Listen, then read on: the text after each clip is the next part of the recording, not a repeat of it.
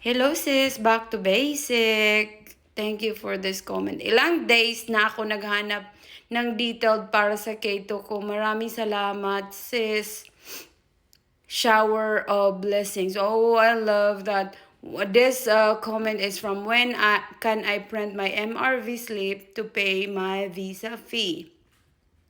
Yun ang doon siya nag-comment. Hello, Sisi. Thank you for that wonderful comments.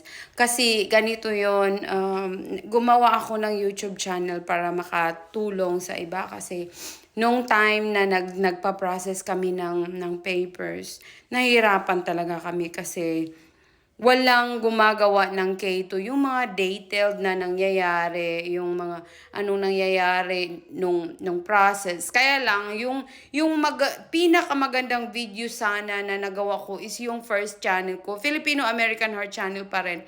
Pero dinilit ko yung account. So, nawala yung lahat. Pero, as much as I have remembered, yung mga ginagawa namin, i-share ko sa inyo lahat kasi alam ko yung hirap na hindi na wala tayong basis sa pagpa-process. So ito na ano mo nakita mo na yung channel ko. Sana makatulong to until na makapunta kayo dito at saka until yung kung i-adapt ng asawa mo yung keto mo, meron din sa pagpa-passport, ganun. Gagawa din ako lahat ng process namin. I-share ko sa inyong lahat para makatulong naman kasi ang hirap pag wala tayong mga basis. At saka pag magko-consult tayo, magbabayad tayo, 'di ba? Ang mahal.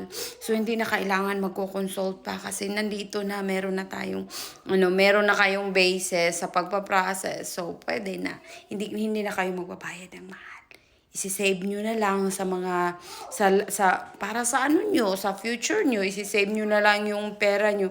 Kasi yung iba, meron akong nakikita na ng iba from visa, nagpa-process sila, nagbabayad sila ng $5,000. So, 4 na bisis yung yung 5,000 na babayaran nyo. Halimbawa, yung pag-process ng visa. Tapos, meron pang kayong another na process, yung 2-year green card. Then, meron ding 10-year green card. Tapos, meron ding, ano ba yung isa? Yung naturalization. So, 4 na yun. So, $20,000 na yun. Tapos, yung mga babayaran pa nila kasi yung 5,000 is fixed na talaga sa kanila. So, mas mabuti talaga na mag-aaral na lang. Tapos, tingin-tingin.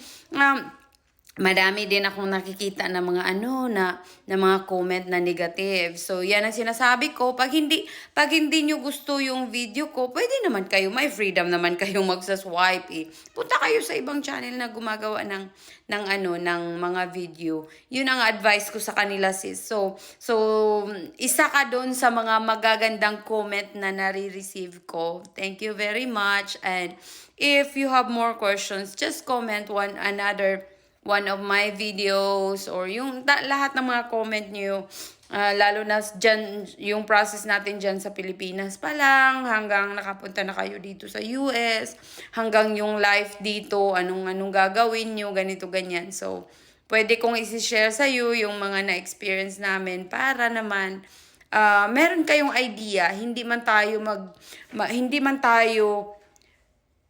pariho ng sitwasyon, pero maraming sitwasyon, meron ding mga sitwasyon na legally na magkapariho tayo. Kaya, yun, go kayo sa process niyo at saka, congratulations agad. Be positive tayo. So, congratulations.